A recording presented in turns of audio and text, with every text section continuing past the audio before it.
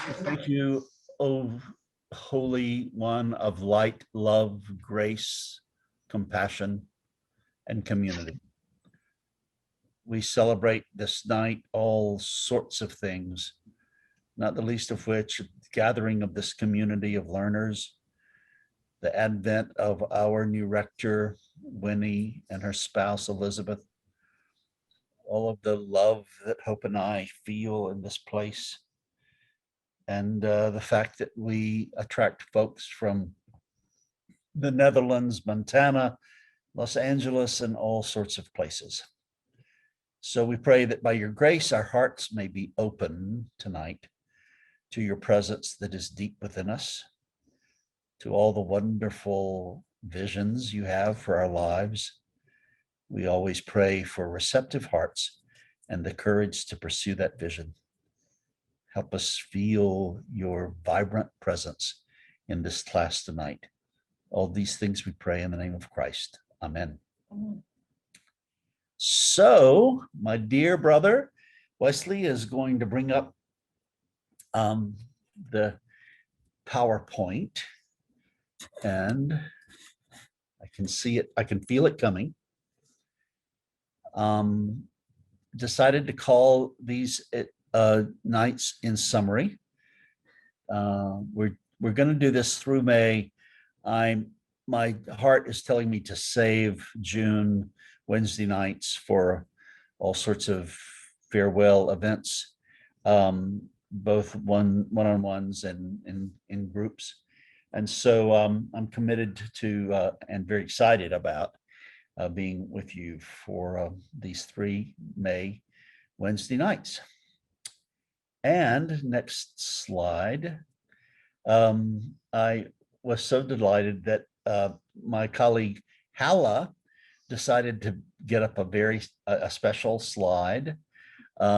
She liked the name I had given to these 3 Wednesday nights. And this particular slide is a favorite picture of mine. That is a processional cross. It hangs in the rector's office right now.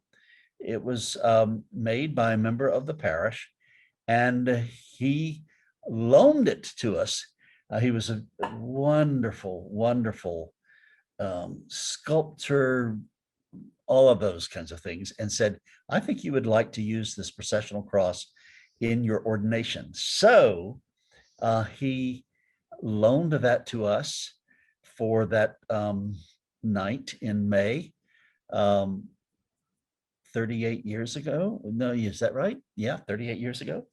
And then later, before he died, he gave it to us. So I just love that because I love trees of life and trees, period. Now, enough about me. That's enough ego for the night. We want to talk about reconstructing or renarrating Christianity. And I'm invoking the order, disorder, reorder that we studied with the Richard Rohr book, and also the construction, deconstruction, reconstruction, which is just a different vocabulary for the same process. Walter Brueggemann says that this is the way to understand the Psalms. All of the Psalms can be put into the category of either construction, deconstruction, or reconstructed. Definitely, I'm in the phase of my life that I am reordering and reconstructing Christianity. We're going to unpack that some tonight. It's certainly been a central theme or dynamic of my work since January 2019, when y'all let me come and live with you. So next slide. So what I'm talking about when I'm talking about reconstructing Christianity is reconstructing a life that is love and unity based, not fear and separateness based. And we have come to refer to that at St. Luke's as big love. And that is a claim that this love that is opposed to tribalistic love or me and mine love, a kind of narrow, small, tiny, constricted, less than God and less than Jesus love. That is actually the way the cosmos is constructed. it is at the center of everything. I believe I didn't have space in these slides to recall for many of you who've heard me say this before, but one of the most important annual retreats I ever had was when I felt very, very chaotic. And at Vespers one night in the convent, the prayer was, "Oh, love, who is the organizing center of everything that is." And that became a mantra for me. And that's why I love these graphics, because I believe that love really is the organizing center of everything that is. Another way to say all of this, we've said it now in kind of two ways, reconstruction and reordering, and then love and unity based. Another way is to talk in terms of living a life and having a faith community that moves toward the religion of Jesus rather than the religion about Jesus. And I love the word religion. I know it is not attractive for really good reasons for a lot of people. And when you look at its etymology, it means to put all the parts back together. Religio, to reconnect all the parts of life. And the great thing about Jesus is that he didn't leave parts of life out. And we're going to talk about an unfortunate way of looking at life and religion later on that does dissect life rather than interconnect and unify life. But I love these three graphics. Wonderful Wade Thompson developed the big love theme as a result of a sermon I preached about a correspondence I'd gotten from Richard Rohr, but I better move on because we've got a lot of material to cover. So let's keep going. Oh, and by the way, I want to invite you all to put into the chat tonight anything that you want to make sure you want us to go deeper into in the next 2 Wednesday nights, okay? Because I'm covering a lot of terrain tonight, but it's going to be pretty broad brush. And if anybody wants to go deeper into something, please put it in the chat, and Wesley and I save these chats. So all of this process we've been talking about of reconstruction and reordering has been in the midst of a community of thinkers and writers. And these are just a few of them. And I do want to say that my dance and surfboard riding at St. Luke's has been a dance between Sunday morning preaching, which I love to do, Wednesday night teaching, which I love to do, and Sunday morning forums, which I love to facilitate. So these people have shown up on Wednesday nights for sure, but there are many others who've shown up in sermons and forums as well. And let me just kind of quickly go through this. Almost in the center is Richard Rohr holding his book, The Universal Christ, which is not the last book he did. We thought it was going to be his last. And that's the first full book that I taught Easter. We did it in May 2 years ago, right? I think. And that was a wonderful thing. We did it at tables. We had table anchors, and gosh, that was so much fun. And the other thing I want to have in the center also is The Cross and the Lynching Tree by James Cone. I'm sorry I cut off his name there, but I inherited a parish that had chosen this book as the Lenten study book. And gosh, this is a great book. And it's time for me to reread it. I learned so much, and I'll refer to some things later. But this was a first introduction for me of a lot of really wonderful friends who live in white skin, who knew nothing about Jim Crow, who knew very little about lynching. And it was the first aha that there's a lot of ignorance that comes with privilege. And I just want to thank James Cone for that. I'm going to go over to Richard Rohr's right Um, yes, we will. Yes. Karen Vaught, if you want the PowerPoints for the Book of Joy, all you have to do is ask Bethany, and she's got them, and she can send them to you. To Richard Rohr's right is Elia Delia. We'll talk more about her. And to the right of her are the Dalai Lama and Desmond Tutu. We had a great run with the Book of Joy. Beneath them is Elaine Pagels. We refer to Elaine a lot because she's the great Gnostic scholar. To her left is Isabel Wilkerson, who wrote the phenomenal book, which was our Lenten study this year, my third Lent at St. Luke's. Above her is Thomas Merton, my North Star. To Isabel Wilkerson's left are Cynthia Bourgeot and Thomas Keating, who are the great gurus of centering prayer. Thomas Keating invented it, and Cynthia has written all sorts of books, including one called The Heart of Centering Prayer. To Keating's left is Charles Eisenstein, the great guy who has given me the phrase, the myth of the separate self. So very important.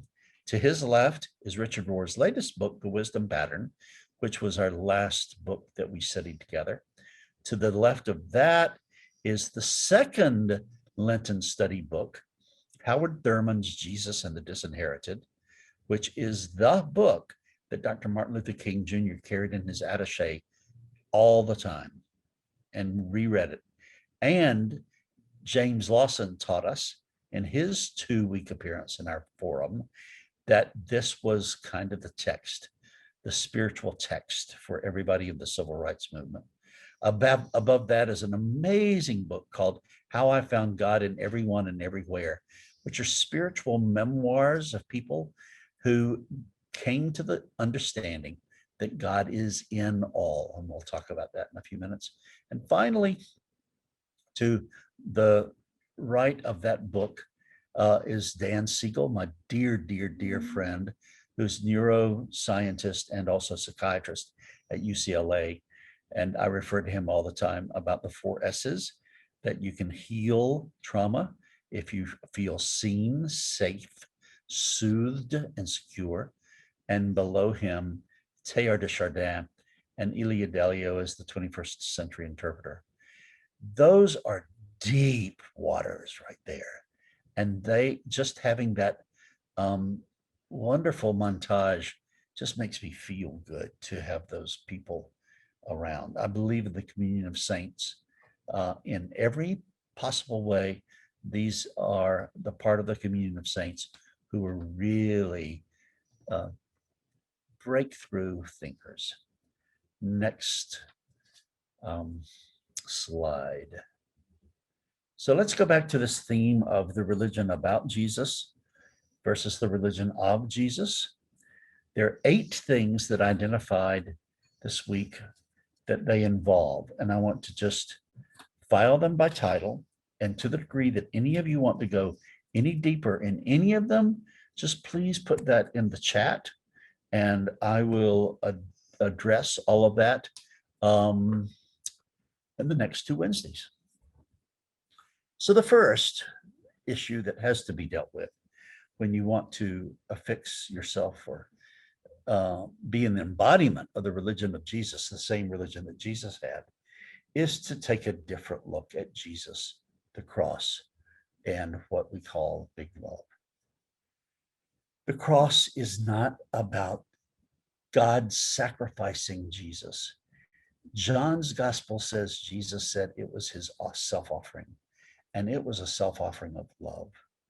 And it was about not punishing, not having a punitive God who had to have God's wrath somehow mollified, or having a substitutionary atonement. That's a theology that's only been around for 1,500 years. It was not original with Jesus. That was Anselm.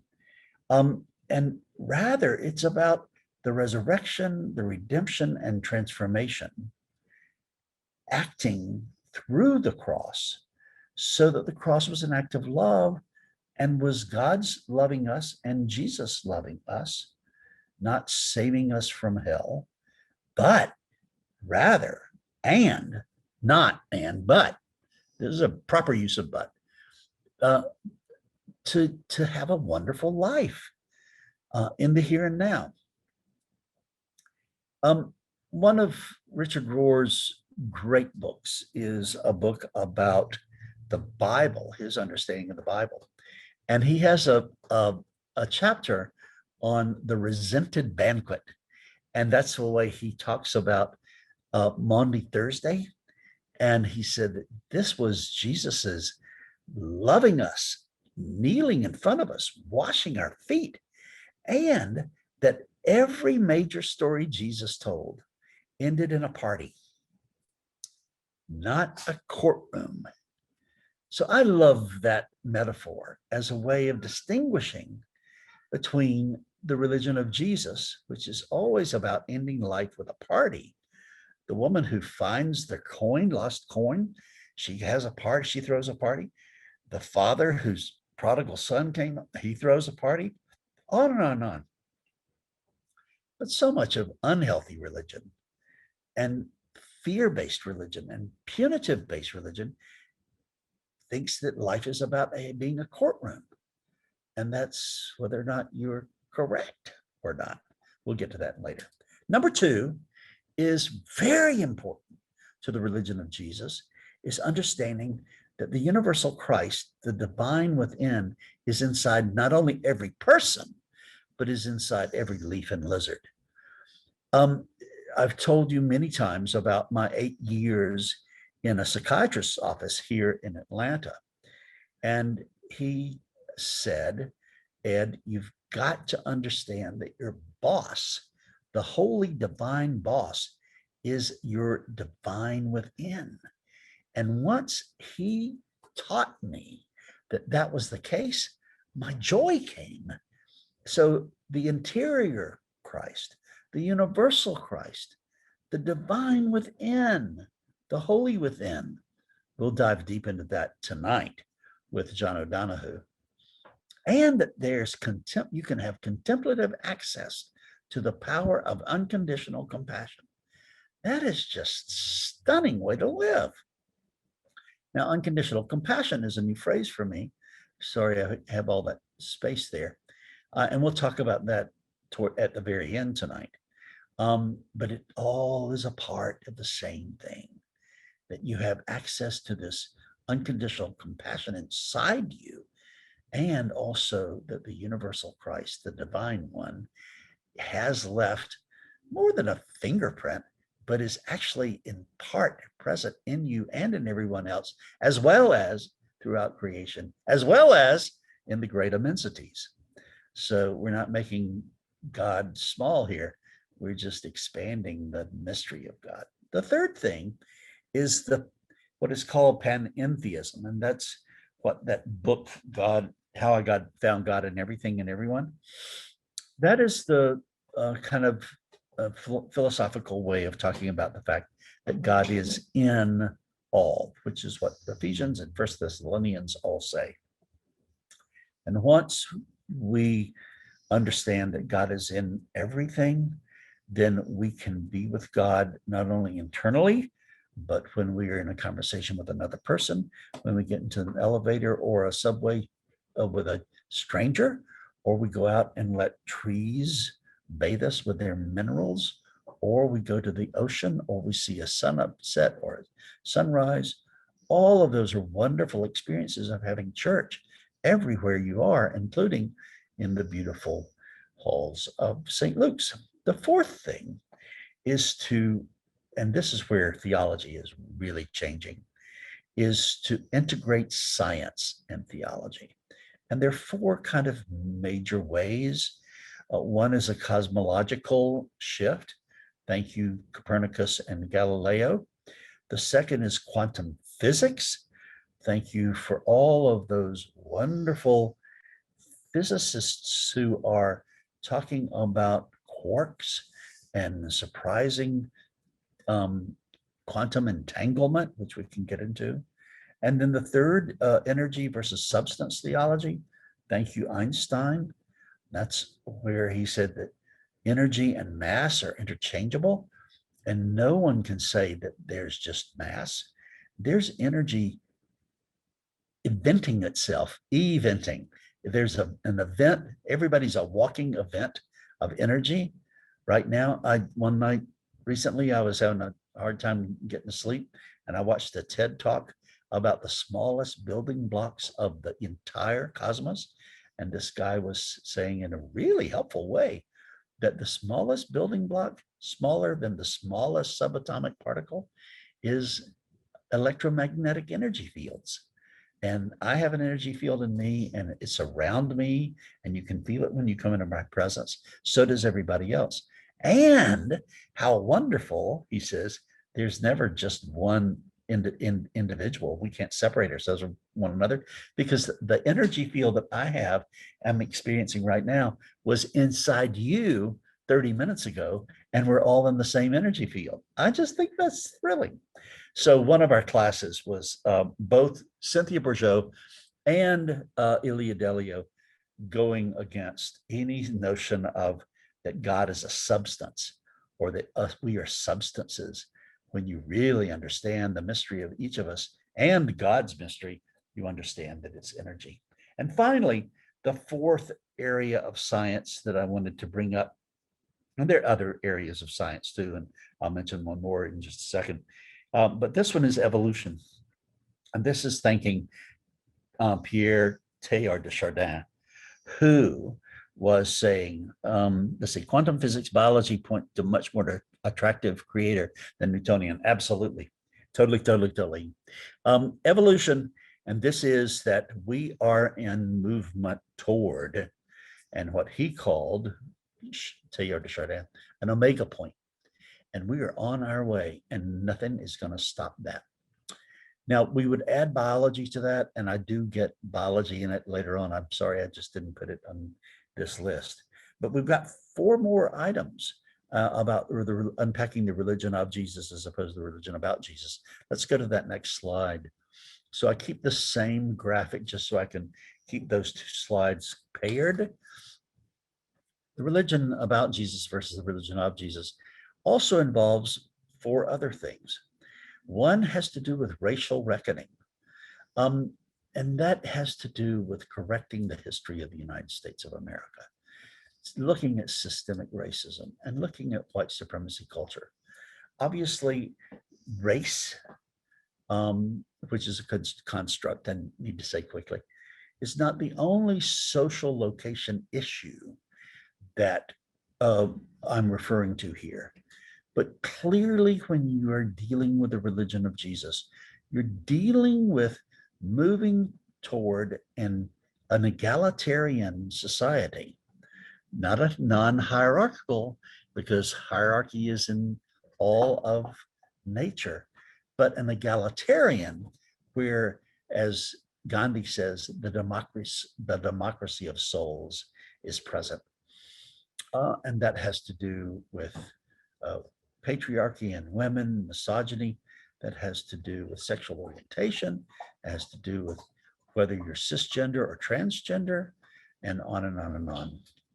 The sixth one is a special one that I've been very much attracted to since I read James Cone's The Cross and the Lynching Tree, and had a conversation with the president or vice chancellor of the University of the South at Sewanee,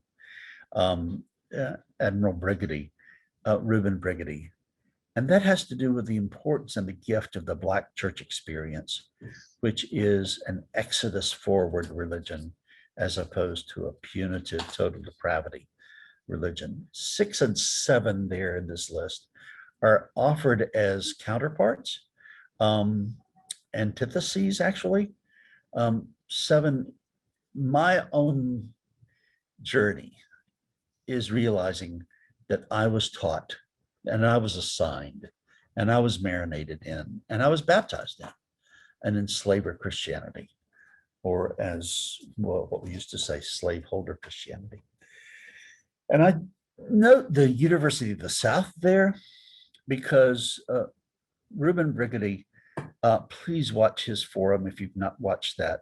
He unpacks also, there are actually two forums dealing with the University of the South.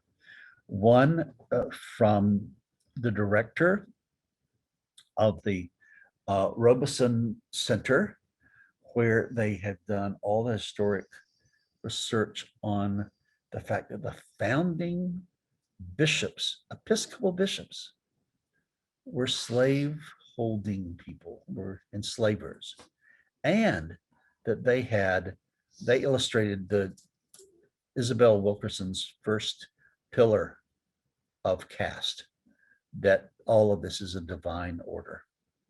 You can't have that without having the myth of the separate self, as opposed to the reality that all of us are interconnected. There's a hyper individuality in that with the myth of the separate self. There's also a hierarchy of human worth with white males at the top of the totem pole, and then descending down, women, people of color, on and on down.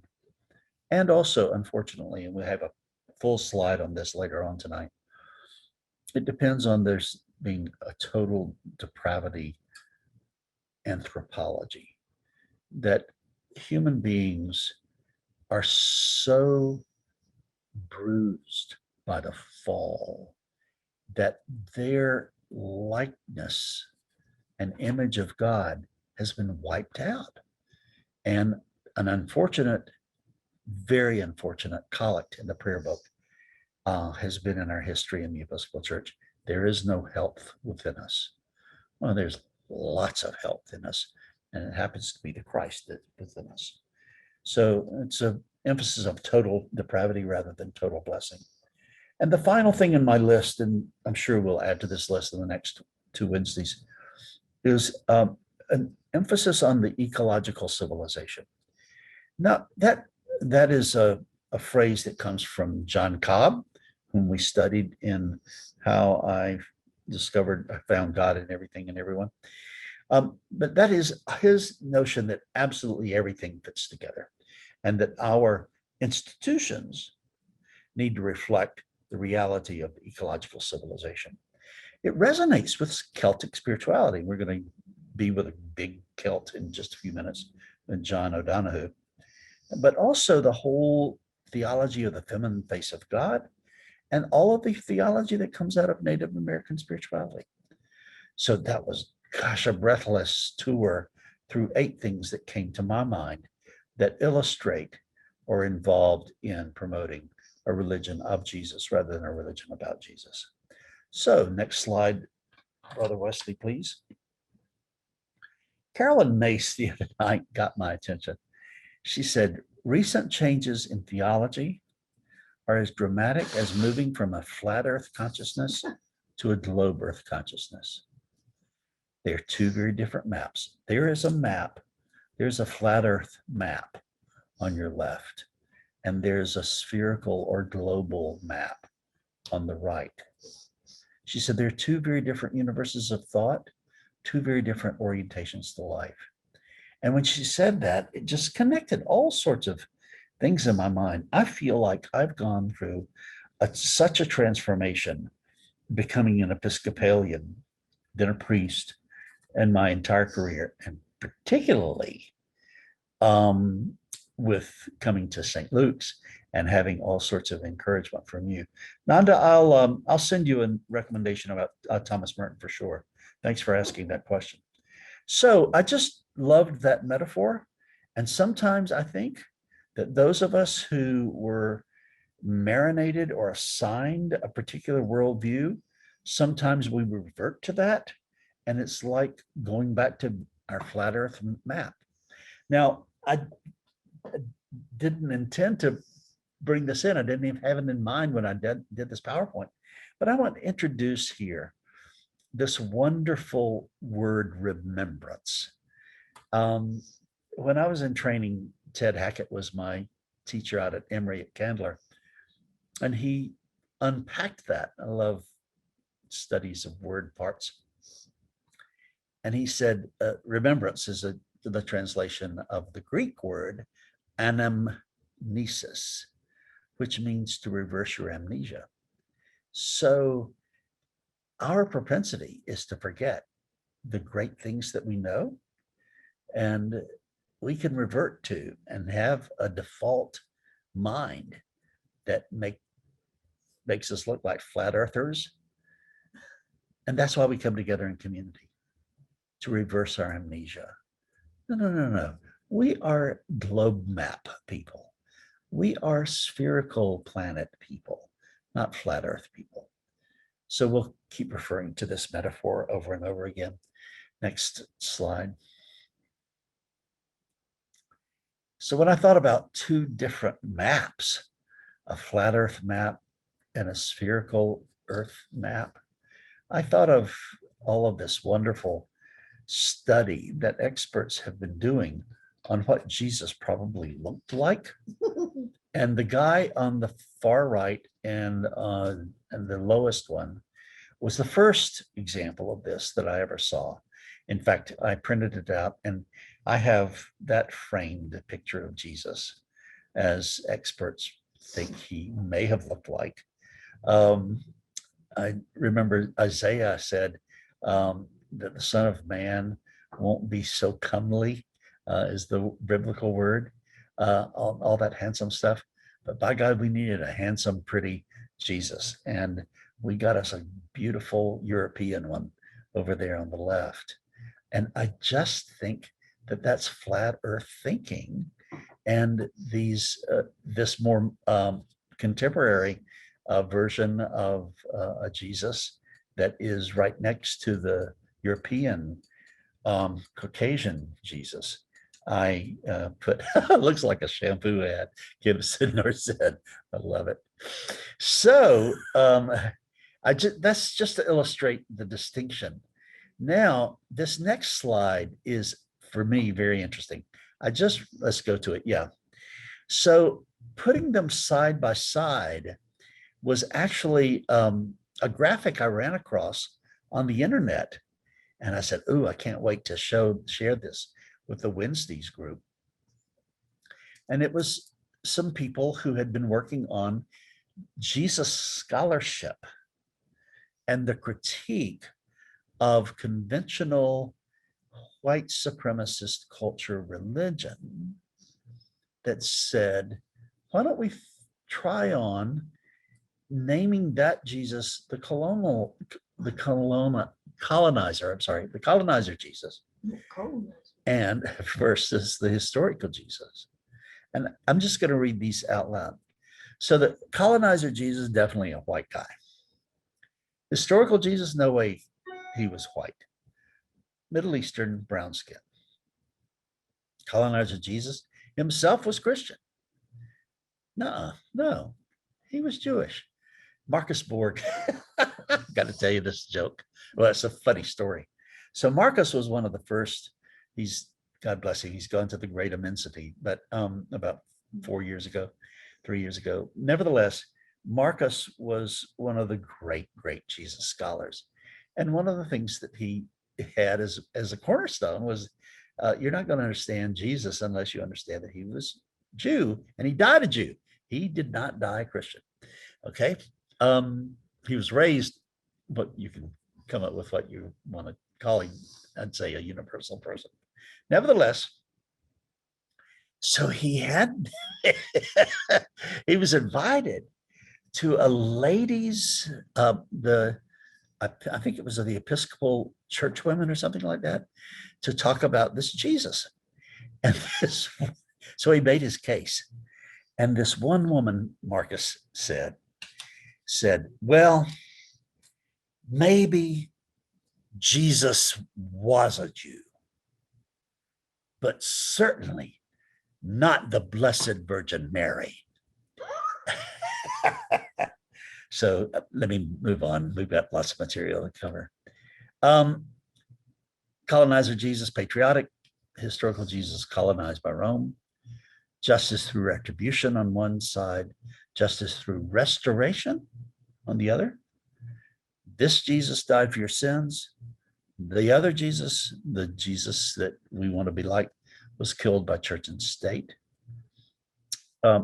And just a very important thing about your sins. God doesn't need to kill Jesus in order to forgive. We are forgiven. We are forgiven in every breath. And that's just God's way. God's property is always to have mercy and doesn't need to torture his son on the cross. Our sins are forgiven apart from the cross. Colonizer Jesus sends sinners to hell. Historical Jesus, friend of sinners and outcasts. Sinners are at the table, open table fellowship.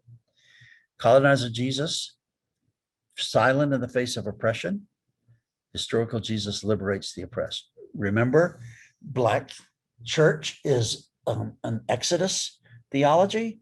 And remember that there were some very prominent white liberal theologians who were silent during Jim Crow days when there were lynchings going on. Colonizer Jesus condemns sinners. Historical Jesus critiques religious people. Endorses church and state versus subverts empire. A king versus a homeless man and a child refugee. Upholds traditional family unit. No gays with this colonizer Jesus. No remarriage for a long time. No divorce. No, with historical Jesus, he actually had half siblings. And then the colonizer Jesus endorses holy war, and historical Jesus nonviolent. Let's go to the next slide. So we can identify, work with any of that y'all want to. Now we get to this wonderful, wonderful, wonderful Celtic theologian. John O'Donohue was a Roman Catholic priest in the western, part of Ireland, where Hope and I have spent a lot of time, thank God. He and Dan Siegel, my psychiatrist, neuroscientist buddy, were close friends. In fact, he spoke at the funeral of John O'Donohue. This is near the Burren, for those of you who know the area of Ireland we're talking about. In what I'm promoting and what we've been talking about in these last 2.5 years, in the religion that tries to be of Jesus, not about Jesus, there's an emphasis on the soul. The soul, the center of every human being. And I think I think the earth has a soul. And the soul, or the center of every person, is understood as an inner sanctuary of love, unity, and healing power.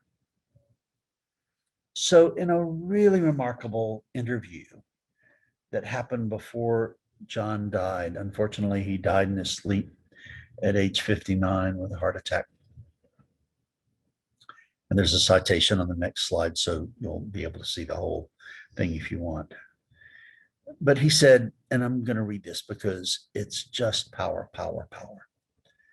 Meister Eckhart, the 14th century German mystic, said, "There is a place in the soul that neither time nor space nor no created thing can touch." And John O'Donohue really thought that through. And he said, if you cash it out, what it means is that your identity is not equivalent to your biography. What has happened to you is not the totality of who you are. Because there is a place in you where you've never been wounded, where there is still a sureness in you, where there's a seamlessness in you, where there's a confidence and tranquility in you. Now, my psychiatrist, Tom Malone, really believed that. I had the opposite perspective about myself. that there was nothing inside of me. Ooh, Eric and Susan, there's a moment every day that Satan cannot find. Oh my Jesus, I love that quote from William Blake. Thanks, Susan. Oh, I'm going to preach that. So, the last sentence, O'Donohue says, this place in you where you've never been wounded, I think the intention of prayer and spirituality and love is now and again to visit that inner kind of sanctuary. Now, yay. Oh, it's Eric. Thank you, Eric. It's on my list of favorite quotes. Not only I like it, it gave me a glory attack, Eric. So here is a Celtic cross that I recently gave a friend. And the reason I love it and took a picture and look at it is because it seems to me this is the both and of life. God has created life where there are crosses. There are crucifixions. Life does have death in it. Life does have failure in it. It has setbacks. It has pain. Sometimes you hurt like hell. And in the center of you, there is this divine activity that's going on. And I love Celtic knots. You don't have a beginning or an end in a Celtic knot. And it is alive, going on inside of you all the time, even when you may be feeling Good Friday. Easter Sunday is alive inside you. Next slide, and we'll finish this quote from my brother, John O'Donohue. And you'll notice why I have all these tree images. The fall trees there, that's a photo of Pando, that wonderful 107-acre root ball in southern Utah, where I've taken 2 groups.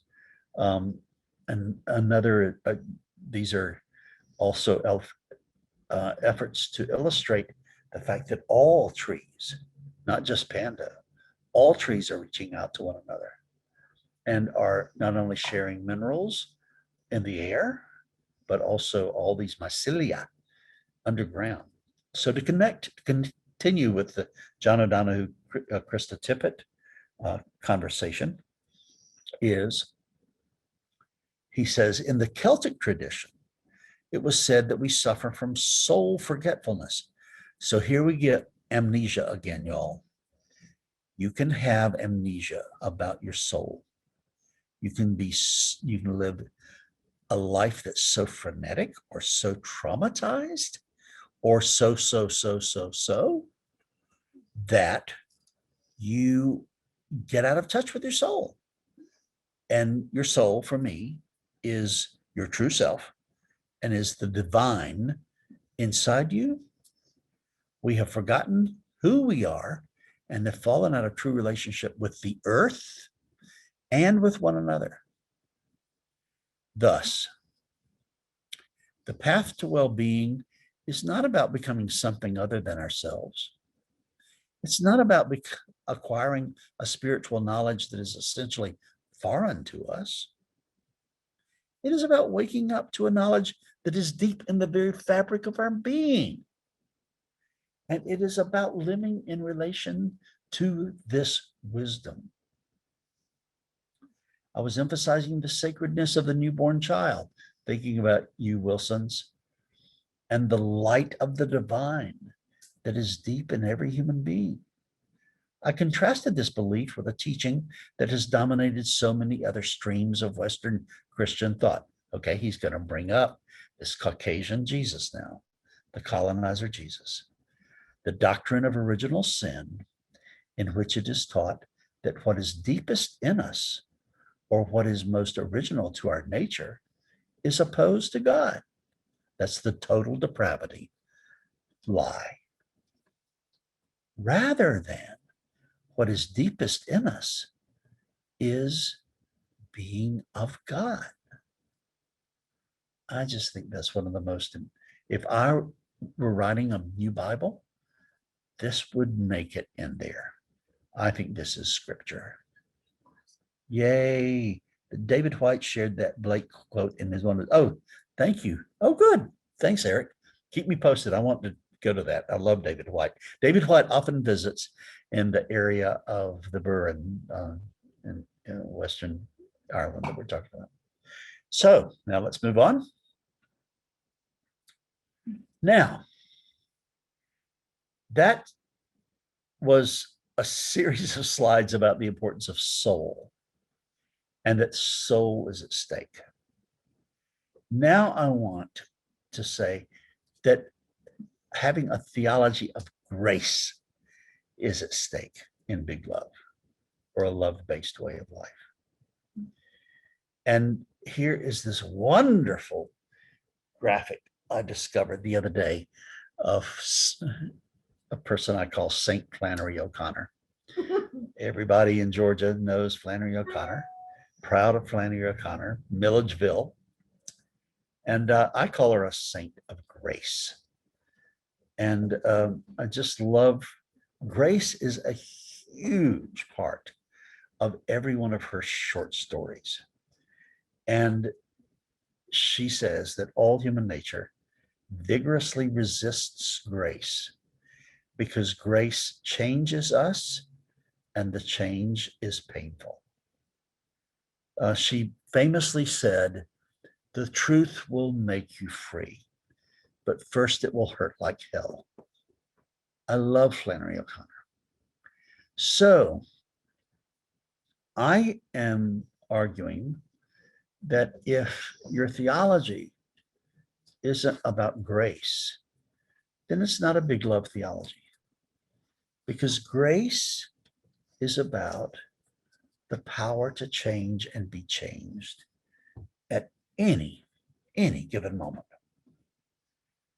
Richard Rohr, he was invoked this morning in this breakfast meeting that Ann Kramer and I started the day with by Sam Candler. He said, he reminded us that Richard Rohr says, if we do not transform our pain, we will most assuredly transmit it. And his little shortened version of that is that hurt people hurt people.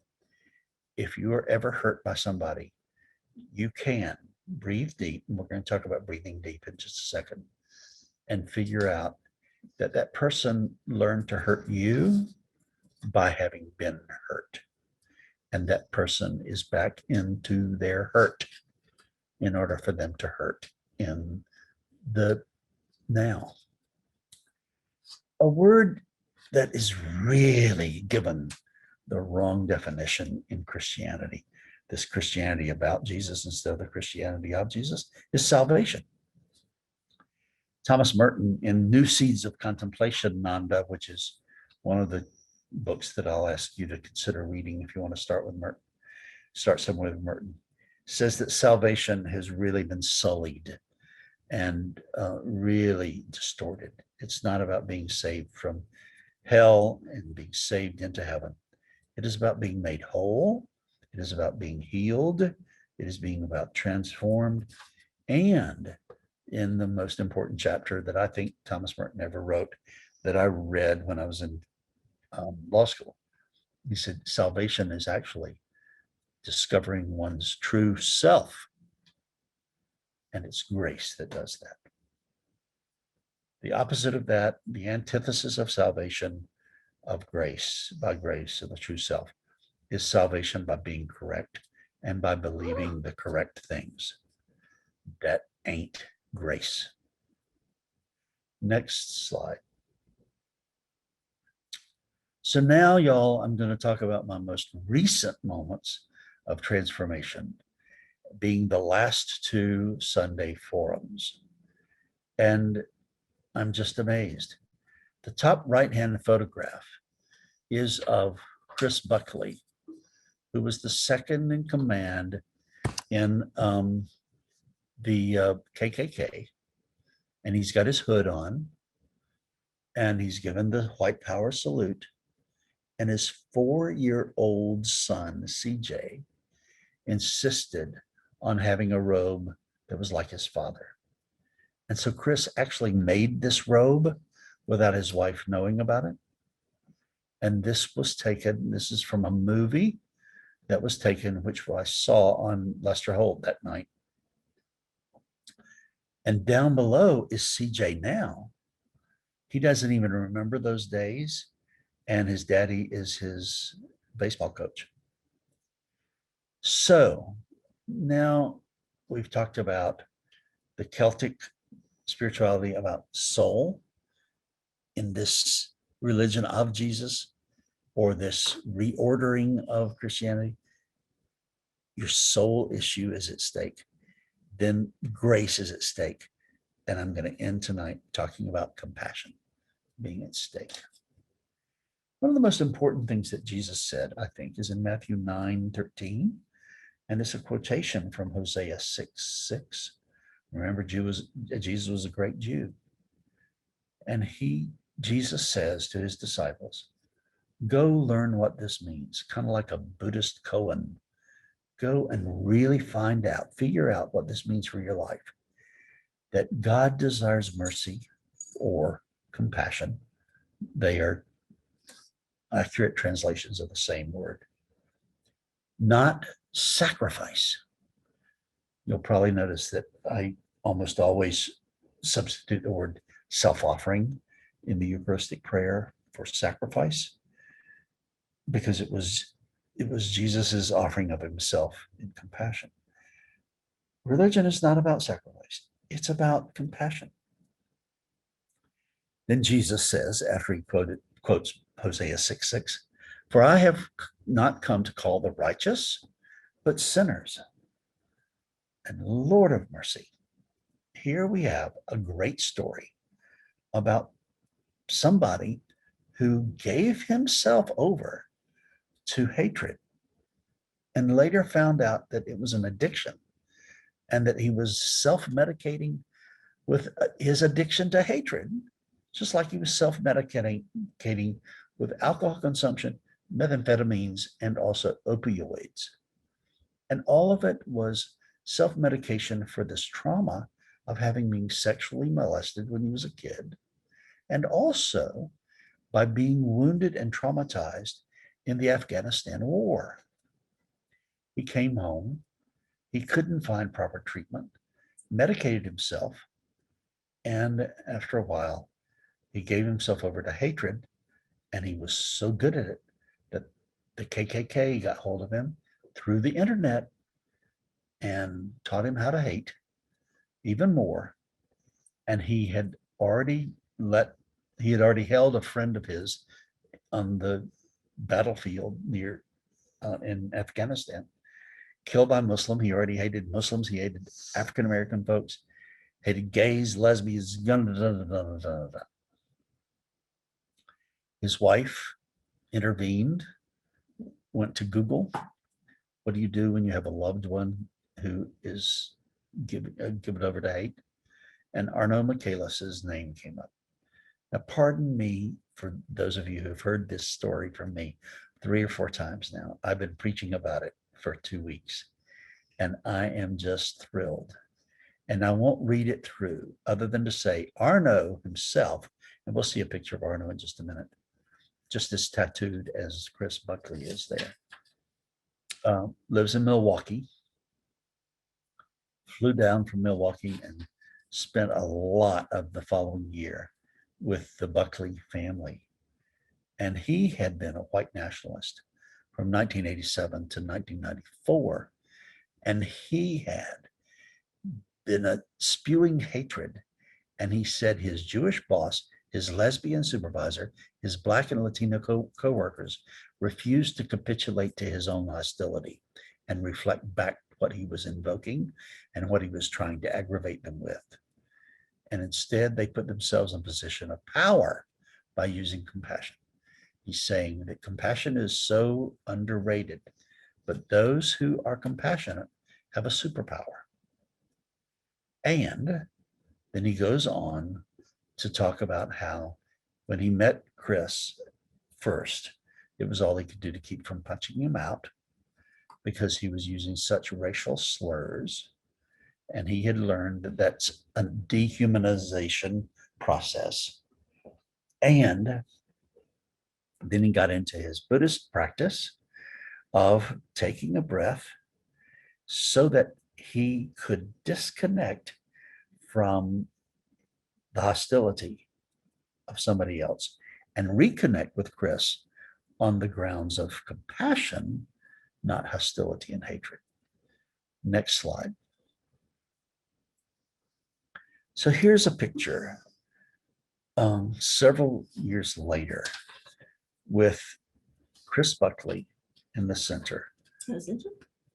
Arno Michaelis to his right, and Dr. Haval Kelly, a cardiologist here in Clarkston, whose wife is also a cardiologist, who is one of the Muslims who was the instrument or the embodiment of the breakthrough for Chris with his Islamophobia.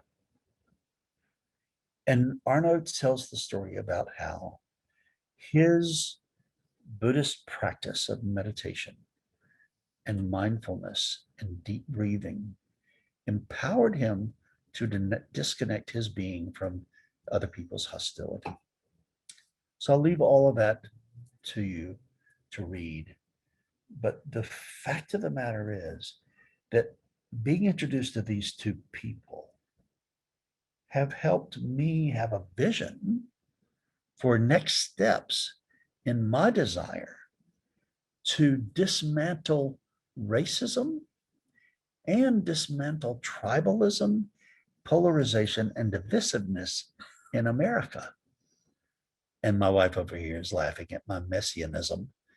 And I do have a lot of psychoses and neuroses.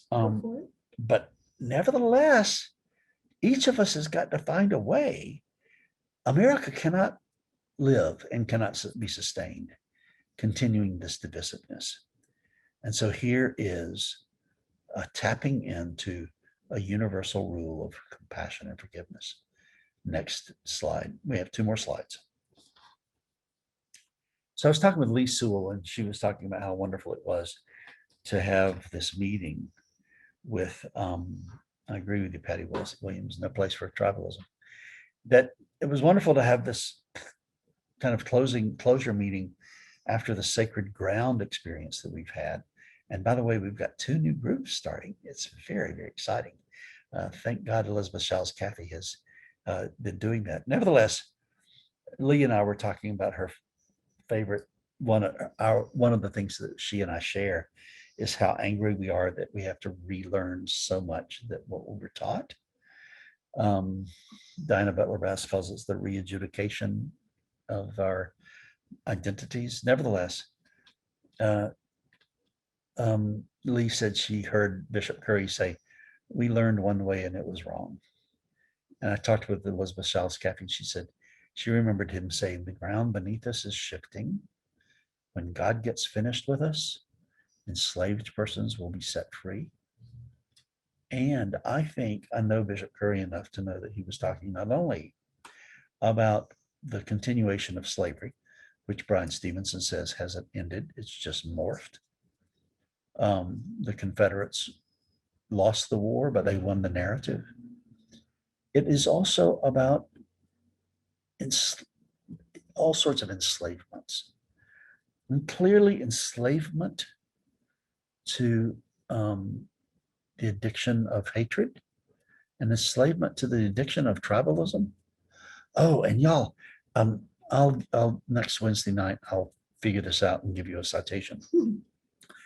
I'm very interested in what happened January 6th, and great studies are being done on the 400 people who have been arrested for the insurrection. And what they're finding out is that they don't share a common situation of being economically aggrieved. There's not a class unification in this. What they're discovering is that what they had in common, all these people, is a fear of being dislocated. This whole thing about 2042, when white folks will no longer be in the majority, is a real fear, and that was feeding these people who came to Washington for the insurrection. So I close tonight with my most recent favorite photo. Last slide, brother, please. This is a picture of Arno Michaelis and Chris Buckley when I think Chris had taken him to Los Angeles and introduced him to a community of unconditional compassion. And Chris felt it, actually felt it. And so much of his hatred dissolved. That is a liberation, a movement that I want to be a part of. And I think that what we've been talking about on these 2.5 years of Wednesday night gatherings and sermons and forums is that the religion of Jesus, not about Jesus, leads to all of us having these kinds of felt embraces from the divine.